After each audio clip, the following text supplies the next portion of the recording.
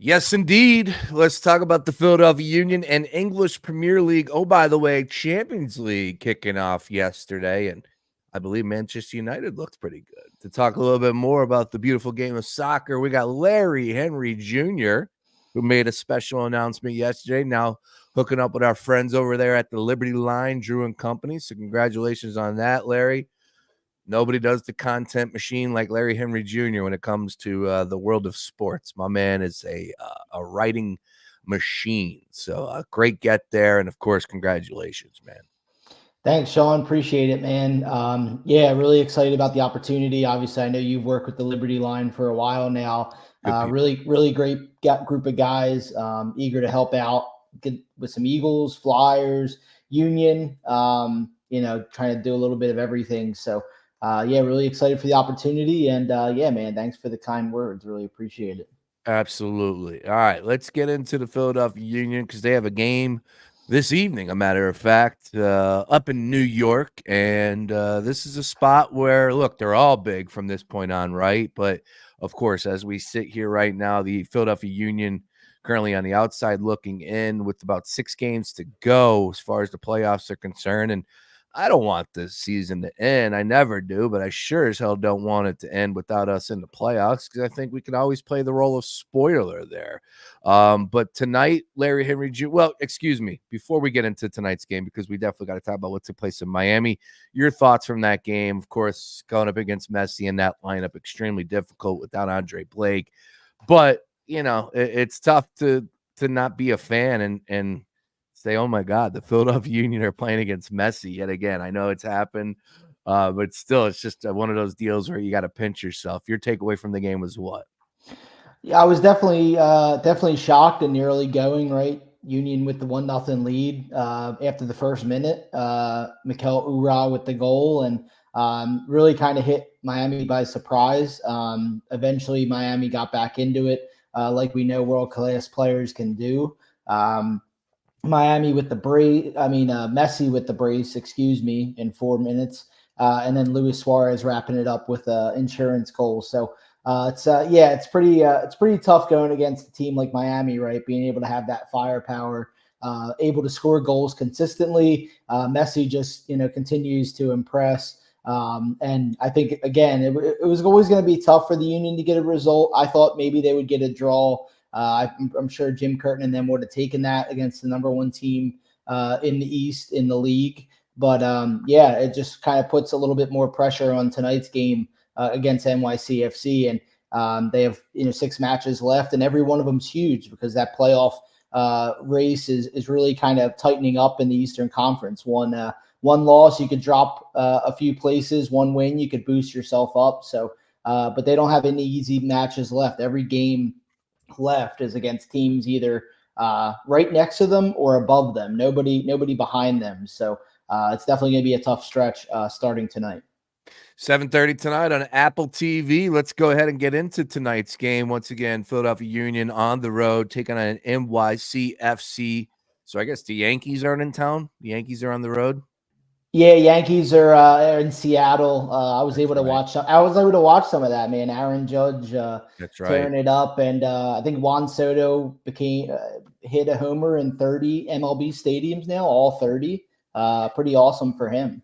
And I saw Seattle try and steal home, and it got thrown out last night too. Not a good idea there. But yeah, speaking of the baseball stadium, there's the home of the NYCFC squad. So tonight, once again, DraftKings Sportsbook, where we're getting our numbers from, Philadelphia Union plus 320.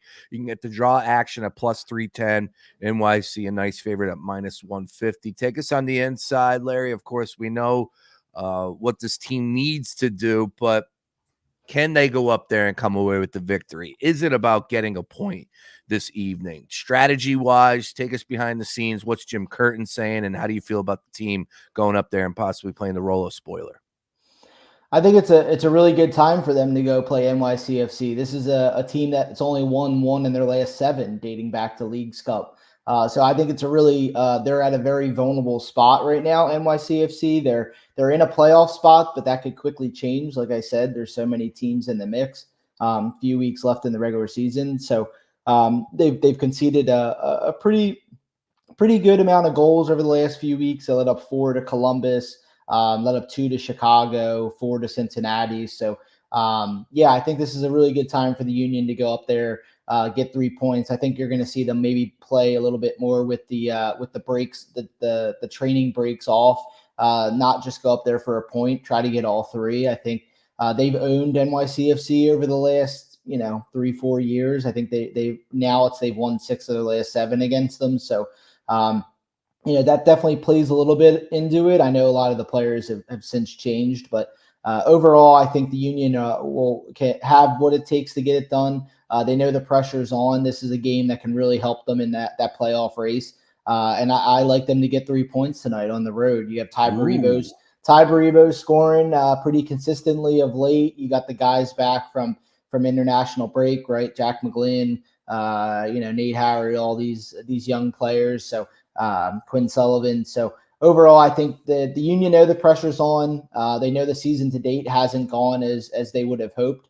Definitely miles back to what we're used to seeing from the Philadelphia Union. But hey, if you get in the playoffs, like you said, I mean, they have a good chance to be a spoiler. And, I think they could definitely do that. So I like them to get the 3 points. NYCFC struggling a little bit to finish the season.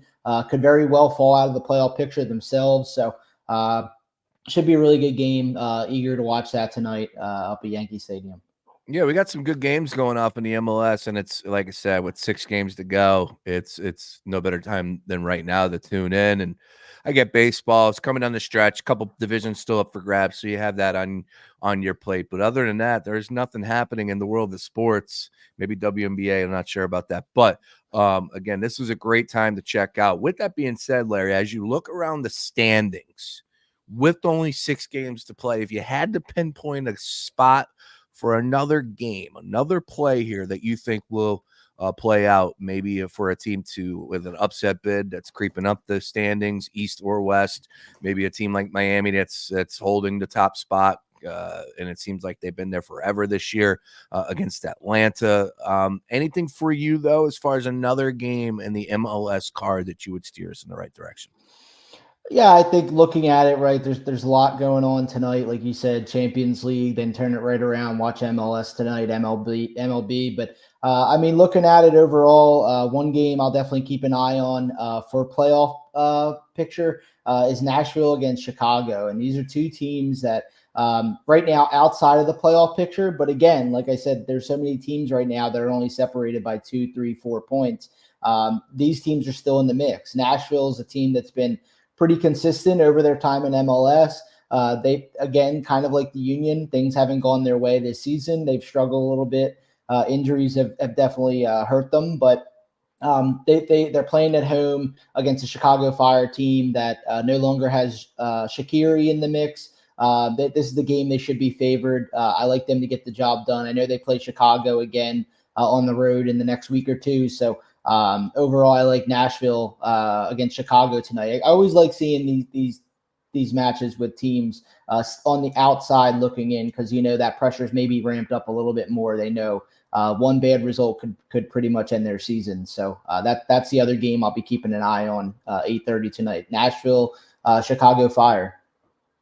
Nashville and Chicago Fire, as you said, going off at 8:30 this evening. And just to let you know, DraftKings has Nashville as listed as the -135 home favorite, Chicago +300 on the dog spot. All right. From the weekend, we do have a game coming up on Saturday for the Philadelphia Union. So a lot of Union conversation coming down the home stretch here.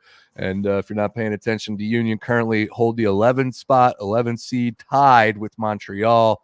30 points apiece. Atlanta United 31 with the 10 spot, and then you get the playoffs with the 9 and the 8 spot there. 33 held by DC United, 36 by Toronto. So got to do it. And Atlanta United has Miami, so this is a great spot for possibly, even though, damn, Atlanta's +120, Miami +170. So the odds makers are telling you Atlanta United could be the spot here, could be the play, but we'll see on that one. All right, Larry, let's talk some Champions League, man.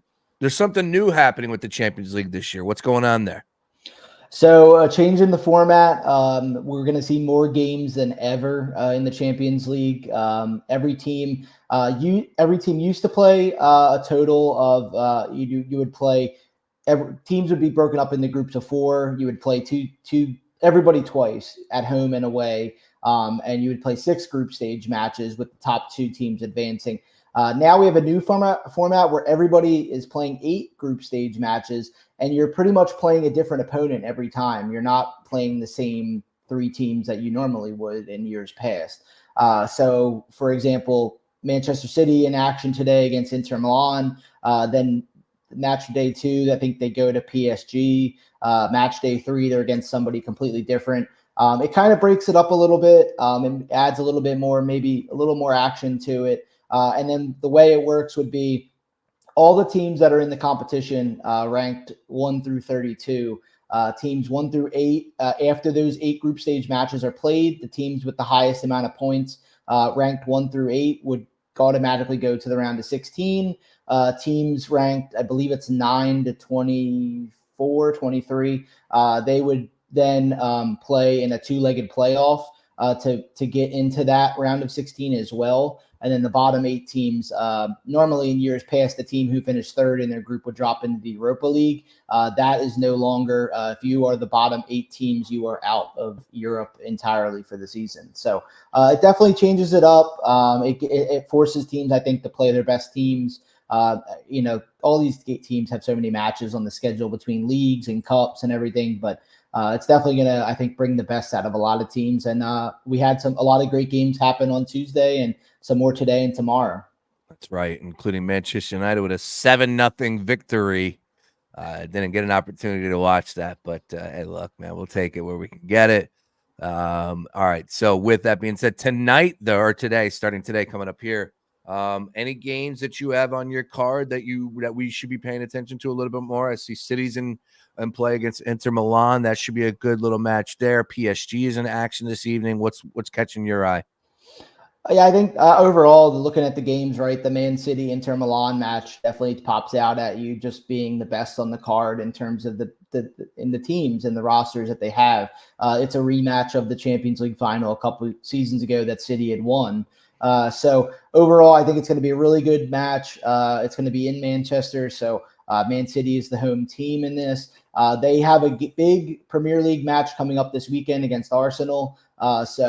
This match kind of comes at a tricky time, right? Because both of these teams want to have their best guys available for Sunday, but they also have to, know that this game is equally as important. So, and Arsenal is going to be in action as well in the Champions League tomorrow. So, overall, I think Man City will find a way to get the job done. It seems like so far in the Premier League season, they've had a few scary moments. They've fallen down early in a couple of the matches, but then they kind of rebound like nothing ever happened. Holland's got 9 goals so far in the league. The next highest is 3 with Mo Salah. So it's just really kind of shows just his firepower in the final third. So I like Man City to get the job done tonight at home against Inter. Also going to keep an eye on the PSG Girona match as well. No more Kylian Mbappe for PSG. Obviously, he moved to Real Madrid in the summer. Big money move. So PSG now kind of life without Mbappe. They still have a lot of talent on this team. I like them to get the job done at home as well. Girona making their Champions League debut, so might be a little bit of nerves there, but I like two of the home favorites, PSG and Man City, to get 3 points today. All right, there's some plays from Larry Henry Jr. on the Champions League card. We like that, and as we said, just it's great to have everything rolling here. Champions League, you got the Union in action here, and EPL. Last weekend was fun to watch. Again, waking up bright and early in the morning and finally seeing Manchester United come away with the victory. It doesn't happen a lot, so I was very, very happy to do that. So, again, busy time. Anything there as far as with the U.S. men's national team finally making the announcement? We went live last week, but I don't know if there was any additions there for you. No, I mean everything. I think kind of went straightforward, right? Mauricio Pochettino had his introductory press conference last Friday up in New York. A lot of good things were said. He wants his team to start believing, start dreaming about 2026. A lot of people, right? We're hosting the World Cup. But a lot of people probably don't expect the U.S. to maybe go as far as, as you'd expect, because you're going to have a lot of the powerhouses there. He wants this team to believe that they can win it. And I think that's the first step. That's the first starting point. You got to believe in yourself. This team's got a lot of great talent on there. I think it's about kind of fine tuning that now and really kind of pointing out who the leaders of this team are going to be. We know Christian Pulisic, we know Tyler Adams, we know Weston McKennie, but sometimes at times, the team looks a little bit too comfortable. And I think this coaching change definitely will shake things up. Pochettino is going to make you earn your spot. He's going to give a lot of opportunities to guys we haven't seen in the squad for a little bit. This is I think great news for the program, great news for U.S. soccer. And then, like we had said, they have a couple matches coming up in October, a couple friendlies. November would be the Nations League quarterfinals, so that would be more competitive matches than the October window. And then next year they'd have, if they do advance out of the Nations League, you'd have the Nation League semifinals, and you'd also have the Gold Cup competition in the summertime. So, and then that's really it in terms of big, competitive competitions before the World Cup. Everything else up until that point would be friendlies. I'm sure they're going to play a lot of teams that we normally wouldn't see them play, just to get used to tactics and different federations. So I'm really excited for this time. I think it's going to be huge, right? The women's national team made a big coaching change. They won gold at the Olympics. So now I think it's the men's time to get back onto the radar and show they belong with some of the world's elite. Well, I'm going to make a prediction right here, right now, that the USA men win the Gold Cup next year. I'm with you on that. I thought you were going to say World Cup. They were going to win the World Cup. No, they win the Gold Cup. I wouldn't go that crazy. How about they win the Gold Cup next year? And they've won it before, right? Like just recently, didn't they beat Mexico 2 years ago or something like that? Yeah, they had won. They had won I believe it was the 2019 edition with Greg Berhalter. That was one of the few trophies Greg Berhalter had won. They beat Mexico in the final. That was back-to-back finals wins over Mexico in the Nations League and Gold Cup, and kind of kickstarted what was then a little bit more excitement in Greg Berhalter than what it was when it ended. Yeah, you're right about that. All right, well, we'll see, but that's going to be fun, and of course, all eyes are on what the changes will be coming here in October, Fast and Furious. All right, let's close up shop with a little English Premier League conversation. We do have games back in action happening this weekend. We get the party started with West Ham and Chelsea at 7:30. Liverpool's in action bright and early as well. Manchester United and Crystal Palace going off at 12:30. Leicester and Everton in there. The big one is Man City and Arsenal. That's going down on Sunday at 11:30. But let's start with the Saturday tilts first. And your thoughts on Chelsea and Manchester United? Man U plus 145 dog here on the road at Crystal Palace plus 170. Of course, I expect Manchester United to win, but that's just how hasn't been how it's been playing out. I will say that if Ten Hag loses this game, man, I'd be extremely fearful. I would be. I think people are frustrated with losing the way that they are, getting blown out in big spots, and Manchester United should not be losing to Crystal Palace. So, a little fearful for the future of this squad, but at the same time, if they're going to move on from him, let's just get it over with already. But plus 145, your thoughts on this match this weekend? I think behind Man City and Arsenal, I think this is the second best match of the weekend. It's funny because probably a couple years ago, you would expect Manchester United to really roll through Crystal Palace. Last season, Crystal Palace did the double over Manchester United. I believe it was like the first time in 30 years that they had done the double over Manchester United. So it's definitely a change of scenery from the old Crystal Palace. It's definitely a different style of play. Mateta scored a bunch of goals last season. Eze scored midweek in the League Cup. Chris Richards, the U.S. defender, playing regularly there. I think Crystal Palace is definitely a tough place to go. I've been able to be there at the stadium, not on a match day, but just to kind of sit in there, and you can just soak up kind of the energy that's there. It's an awesome stadium in South London. Definitely a great fan base.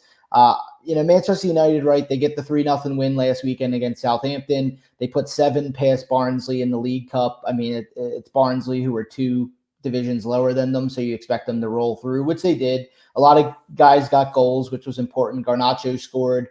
Anthony scored. So many guys got in. Erickson scored twice. So I think that's good for confidence. They've scored 10 goals in the last 2 games. I do think things will change. It will turn around a little bit for them. I think they know the pressure's on. Ten Hag knows the pressure's on. So I like them to get the job done at Palace on Saturday. I think both teams played midweek, so you might see some rotation. But overall, I think this is a game, Manchester United. These are the teams they used to beat. These are the teams they need to get back to beating. So I like them to get 3 points. Or else, hey, Ten Hag might be done, like you said. Yeah, it's not good. It's definitely not good the way things are playing out. But we'll see on Saturday. And then give me 60 seconds on this one. Arsenal and Man City on Sunday, sir. Right now, Arsenal plus 350 dogs on the road. Man City a monster favorite at home at minus 130. Draw plus 270. Yeah, I'm kind of shocked that Man City's that favorite at home. I think this is going to be, so far the game of the season. You have the reigning, league winners against the runners up. Arsenal, these are the games that you want to win if you want to win the title. We know how good Manchester City is down the stretch of a season. It seems like they just go through the motions and they blow everybody out of the water. So you want to be able to get the points in this match. Both teams, similar to Palace and Man United, both teams, Man City and Arsenal, in Champions League play. So again, we might see some rotation.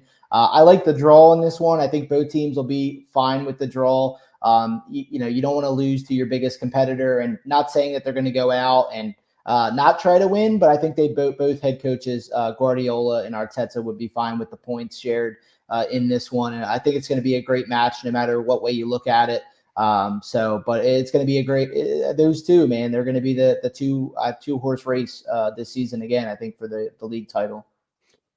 Larry Henry Jr., L. Henry 019. Nobody covers the game like Larry, so be sure to give him a follow and catch all of his content. He's doing a bang-up job for a number of outlets, so you can find everything, once again, at his socials at L. Henry 019, and hopefully some winning plays as well. Let's keep it going. I know we cashed in last Wednesday, so let's believe right here. It's just tough with the world of soccer, with the pricing and stuff like that, but when you do find those games where you do like a dog, or the draw is always a nice way to pay as well. I'm not going to lie, a difficult way to root for a game because, you want to pick the winner, but at the same time, you got to know how soccer rolls, and some really good teams, especially at the top of the charts there in the EPL. Larry, always a pleasure, sir. Good luck on those plays. We'll catch up later next week, man. All right. Thanks a lot, Sean. Appreciate it, buddy. Let's keep up the Union conversation. That's coming your way at 5 o'clock with a brand new episode of X's and the U. Once again, Philadelphia Union back in action this evening on the road in NYCFC. Don't go anywhere. More Daily Ticket after this.